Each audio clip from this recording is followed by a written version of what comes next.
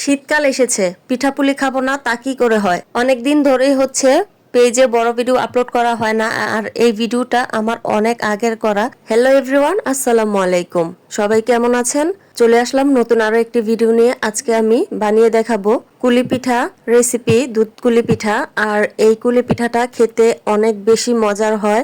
আমি কিন্তু একেবারে ছোট ছোট মিনি সাইজের করে কুলি পিঠাগুলো বানিয়েছি। তো আপনারা দেখতে থাকেন ভিডিওটা আমি কিভাবে বানিয়েছি। তো প্রথমে আমি গুড় দিয়ে দিলাম, নারিকেল কোরানো দিয়ে দিলাম, তারপর এলাচ, দারুচিনি আর তেজপাতা দুই এক টুকরা করে দিয়ে দিলাম। তো তারপর হচ্ছে সামান্য পরিমাণ লবণ দিলাম। আমি মিষ্টি জাতীয় খাবারে একটু লবণ দিই। আর আপনারা কে কে লবণ দেন কমেন্ট করে জানাবেন। অনেকেই মিষ্টি জাতীয় খাবারে লবণ দেয় না, তো সেক্ষেত্রে আমার কাছে ভালো লাগে না, মনে হয় যে কিরকম একটা মানে লবণ ছাড়া। এখন আমি হাঁড়িতে 2 কাপ পানি দিয়ে দিলাম, তারপর পরিমাণ মতো লবণ দিয়ে দিলাম। এখন পানিটাকে অপেক্ষা করব বলক আসা পর্যন্ত। তো তারপর হচ্ছে আমি চাউলের গুঁড়া দিয়ে দিলাম 2 বাটি পরিমাণ, আর ময়দা দিয়ে দিলাম 1/2 কাপ পরিমাণ। তো তারপর হচ্ছে পিঠা বানানোর জন্য খামিরটাকে রেডি করে নিব, একটু নেড়ে চেড়ে তারপর হচ্ছে মিশিয়ে নিতে হবে। তো তারপর হচ্ছে আমি চুলা থেকে নামিয়ে নিব। এই তো রেডি হয়ে গেছে। তারপর আমি ভালো করে মথে নিয়েছি, আপনারা তো দেখেই বুঝতে পারতেছেন।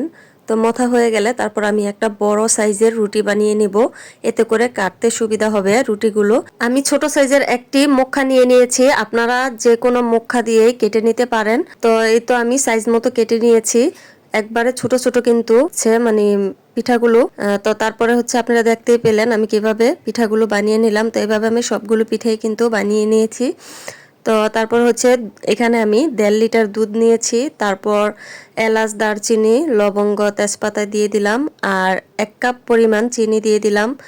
আর পিঠাতে যেহেতু গুড় দেওয়া আছে সেক্ষেত্রে মিষ্টিটা কমই দিতে হবে, নয়তো আবার খাওয়া যাবে না। তো এই তো আমার পিঠাগুলো এখন আমি দুধে ছেড়ে দিব। আর আমি কিন্তু পিঠাগুলো কোনো ডিজাইনই করিনি, যেহেতু ছোট ছোট পিঠা ডিজাইন করতে অনেক বেশি সময় লাগবে, তো অত সময় ছিল না, যার কারণে তাড়াহুড়ো করে বানিয়েছি। তো এখন দুধটাকে জাল করা হয়ে গেছে, এ পর্যায়ে আমি পিঠাগুলো দিয়ে দিব।